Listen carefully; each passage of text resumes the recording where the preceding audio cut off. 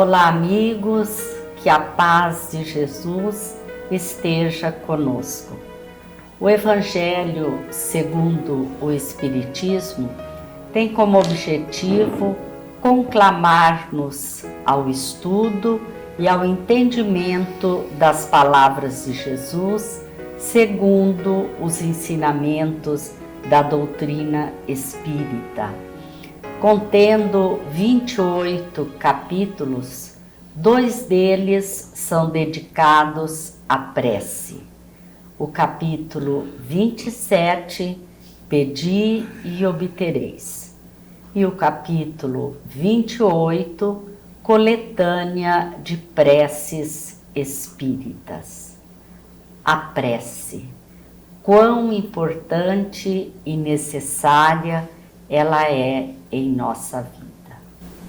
Rubens Marcon, que é presidente da União Regional Espírita, 7ª Região da Federação Espírita do Paraná, vai conversar conosco sobre a prece. Olá, Rubens, é com muita alegria que o recebemos e conversamos sobre esse assunto tão importante. Olá, prazer, Ivone, muito obrigado. Rubens, como que o Espiritismo entende a prece e por que orar? Ou seja, qual que é o objetivo da prece? A prece é uma comunhão com Deus, é nos colocarmos em sintonia com o Criador. O Evangelho nos diz que é um ato de adoração ao Criador, porque é nosso Pai, né? Adoração no sentido da reverência, do amor, do carinho, do respeito que nós devemos ter com Deus, né? Então orar para nós os espíritos é pensar, é refletir, é colocar o nosso sentimento aproximando-se de Deus para que Ele nos perceba, né, nessa comunicação e certamente atenda às nossas rogativas. Certo.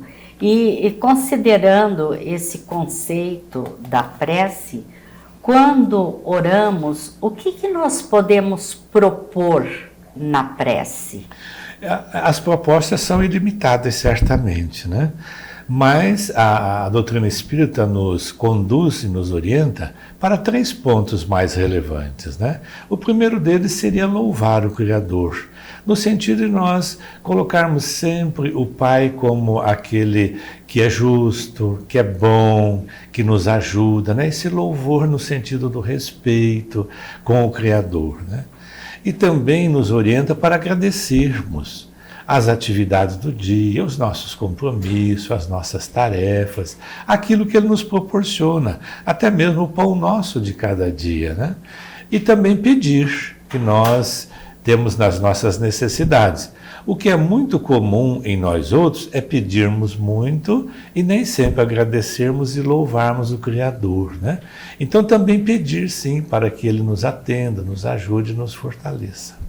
Certo. E considerando que a oração é uma ligação, né, com Deus, com o Pai, como que isso acontece? Como que se explica a ação da prece? É uma invocação a Deus, né? É nós nos colocarmos em pensamento, em comunicação com Deus.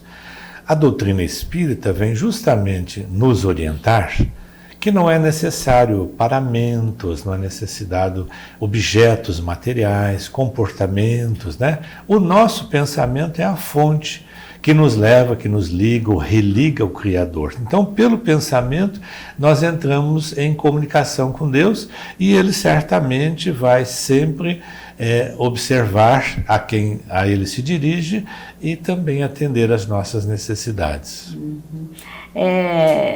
Você está colocando a questão da ligação com Deus, mas é muito comum também a gente orar pedindo ao nosso anjo guardião, a Jesus, né? É a mesma coisa, Rubens? Chega a Deus? Sim, sem dúvida nenhuma. Nos orienta a doutrina espírita que quando nós nos reportamos a Deus, os espíritos que estão nessa escala de colaboração, de criação com o Criador, vai nos atender. E quando nós nos reportamos a um espírito amigo, aquele a quem nós reverenciamos, também estamos nos reportando a Deus, né? É sempre nesse contexto que o nosso pensamento vai ser atendido, talvez primeiramente pelo nosso próprio anjo de guarda, né? Que está à nossa disposição, digamos, os espíritos amigos, consoladores, aquele a quem nós lembramos sempre com essa reverência toda que nós temos. Mas o atendimento é inquestionável. Até porque sabemos que Deus está em toda parte, né? Justamente. Ao pedir, Ele já está, nós já estamos nos conectando com Ele, né? Mas não só os religiosos, mas também os pesquisadores da ciência médica têm comprovado a importância e a eficácia da prece. E também nós sabemos que nem tudo aquilo que nós pedimos, Deus concede, né? Nós observamos nossos pedidos.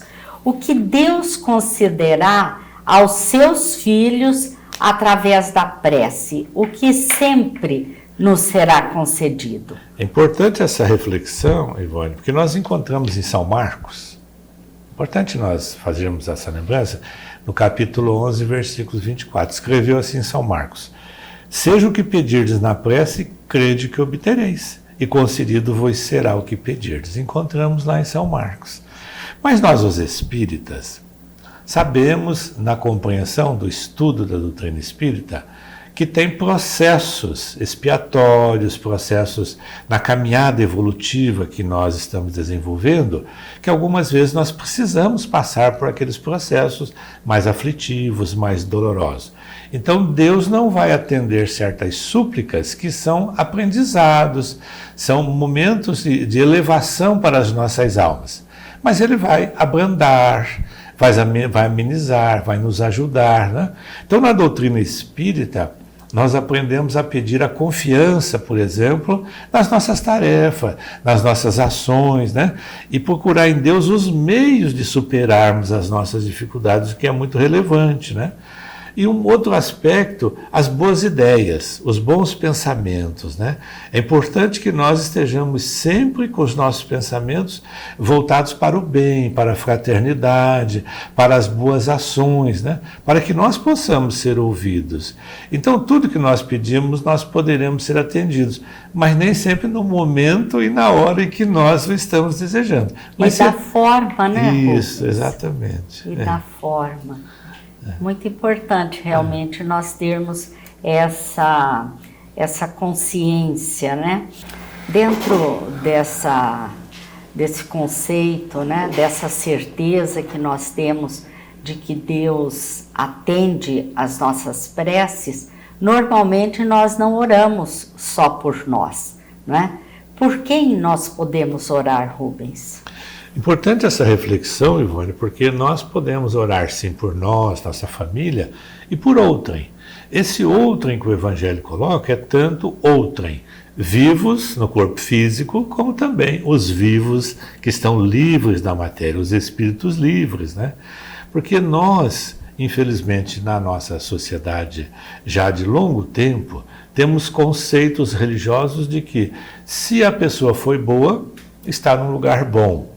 Se a pessoa não foi tão boa, ela não está num lugar tão bom e, consequentemente, não sai desse local. Ou seja, é eterno a sua condição boa ou a sua condição aflitiva, né?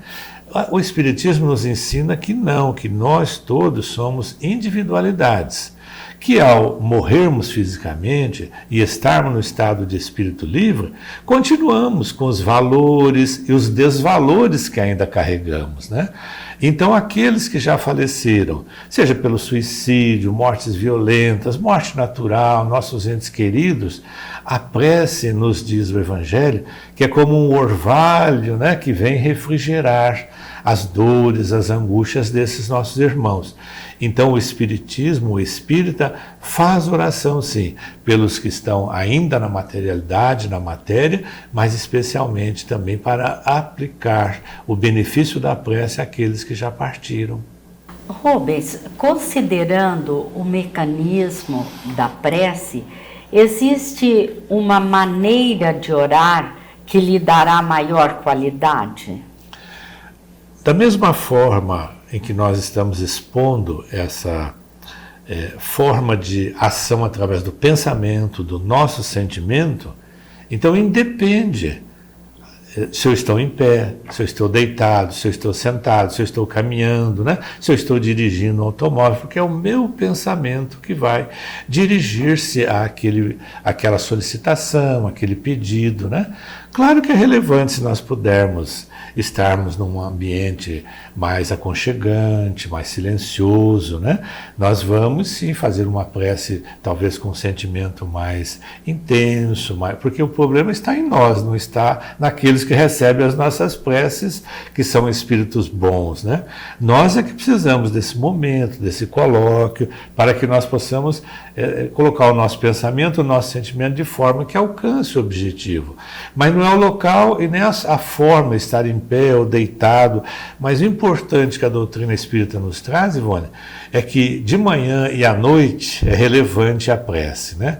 Ao acordarmos, dirigir os nossos pensamentos a Deus, agradecer o repouso, pedir o amparo pelas ações do dia, né? E à noite agradecer as atividades, né? E fazer uma reflexão sobre esse nosso caminhar daquele dia, né?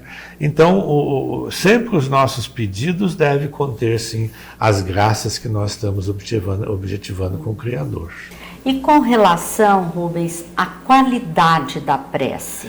Importante nesse aspecto nós refletirmos no contexto de que, quando nós formos orar, conforme eu já abordei, façamos isso em silêncio, né, no recanto íntimo do nosso quarto, né, não precisamos nos colocar em evidência, não precisamos falar alto, não precisamos de coisas ostensivas, né? Ela é exatamente aquilo que flui do nosso sentimento. Então, a qualidade depende do meu sentimento, do amor, dos valores que eu trago intimamente, né?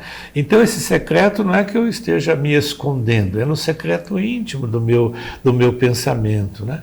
E também a doutrina espírita nos orienta que não é preciso orar muito, quantitativamente, é essa qualidade que faz a diferença.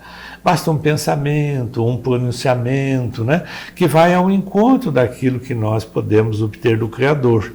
Então, na realidade, o que fundamenta e valoriza a nossa prece é a nossa sinceridade. Porque se eu não estou sendo sincero, estou sendo evasivo, não tenho sentimento, né? Não tenho humildade na minha reflexão, né?